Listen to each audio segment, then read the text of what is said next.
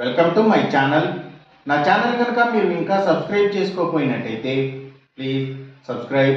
ఈరోజు మనం ఈ వీడియోలో 27 జనవరి 2025 అంటే సోమవారం రోజు స్టాక్ మార్కెట్ ఏ విధంగా ఉండబోతుంది అనే ప్రెడిక్షన్ వీడియోని మనం చూద్దాం. అసలు సోమవారం రోజు ఓవరాల్గా స్టాక్ మార్కెట్ ట్రెండ్ ఎలా ఉండబోతుంది అనేది తెలుసుకునే ముందుగా ప్రీ మార్కెట్ సెషన్ గురించి మనం ప్రెడిక్ట్ చేయాలి అంటే అంతకన్నా ముందు రోజు అంటే Friday American stock market Nasdaq నెగిటివ్గా ట్రెండ్ అయ్యే అవకాశం ఉంది.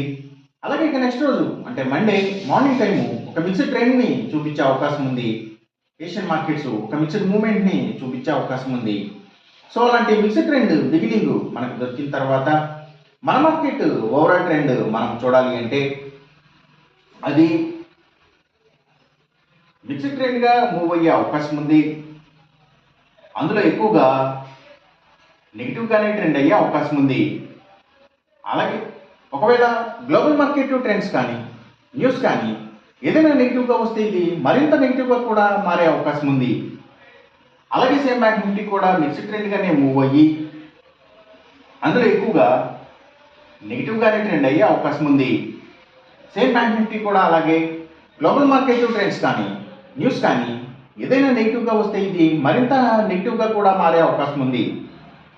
నిఫ్టీ ఐటీ మాత్రం కొంతవరకు పాజిటివ్గా ట్రెండ్ అయ్యే అవకాశం ఉంది. ఇక మనం ఇంట్రాడే స్టాక్ సెలెక్షన్ విషయంలో భాగంగా ముందుగా మనం గెయినర్స్ విషయం చూడాలి అంటే ఏవైతే ఎఫ్ఎంసీజీ సెక్టర్ స్టాక్స్ అలాగే ఫుడ్స్ అండ్ బెవరేజెస్కి సంబంధించిన కంపెనీల స్టాక్స్ ఇవి మంచిగా గెయిన్ అయ్యే అవకాశం ఉంది. అలాగే ఇంకా ఆయుర్వేదిక్ కాస్మెటిక్స్కి సంబంధించిన కంపెనీల స్టాక్స్, ఆర్గానిక్ ఫుడ్స్కి సంబంధించిన కంపెనీల స్టాక్స్, యాక్వా ఫుడ్స్కి సంబంధించిన కంపెనీల స్టాక్స్ ఇవి కూడా మంచిగా గెయిన్ అయ్యే అవకాశం ఉంది సోమవారం రోజున.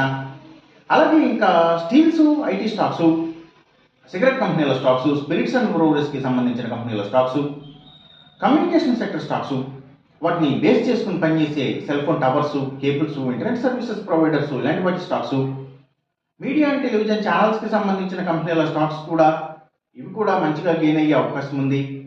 అలాగే ఇంకా సినిమాల థియేటర్ల కంపెనీల stocks, luxury hotels, diamonds, fashions ఇలాంటి వాటికి సంబంధించిన కంపెనీల స్టాక్స్ కూడా అప్ ట్రెండ్ని చూపించే అవకాశం ఉంది సోమవారం రోజున.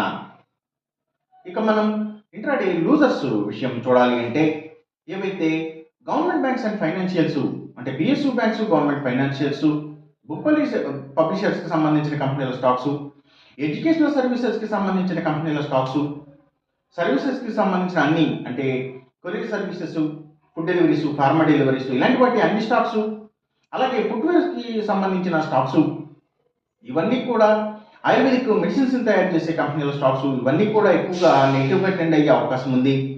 అలాగే ఇంకా పబ్లిక్ లిమిటెడ్ కంపెనీల స్టాక్స్ చాలా వరకు కూడా నెగిటివ్గా ట్రెండ్ అయ్యే అవకాశం ఉంది.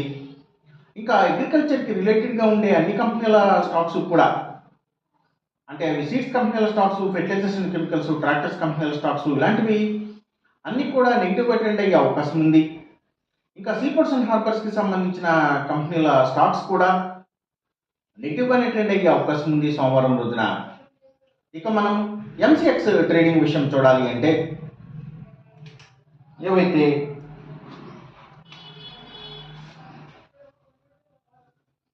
గోల్డ్ ప్రైసెస్ అలాగే crude oil and natural gases prices, ఇంకా సిల్వర్ ప్రైసెస్ సో ఇవన్నీ కూడా తగ్గే అవకాశం ఉంది. కాపర్ ప్రైసెస్ మాత్రం పెరిగే అవకాశం ఉంది. ఈ చెప్పిన రిజల్ట్స్కి ఏమాత్రం వ్యతిరేకంగా జరుగుతున్నట్టు మీకు అనిపించినా సరే ఇమీడియట్గా మీ బెట్ల నుంచి వెనక్కి వచ్చేసేయండి. ఇది కేవలం ఒక ఆస్ట్రాలజికల్ ప్రెడిక్షన్ మాత్రమే, దయచేసి గమనించండి. అలాగే ఈ వీడియో కనుక మీకు నచ్చినట్టయితే నా ఛానల్ని సబ్స్క్రైబ్ చేయండి, అందరికీ ఈ వీడియోని షేర్ చేయండి, లైక్ చేయండి. Thank you for watching.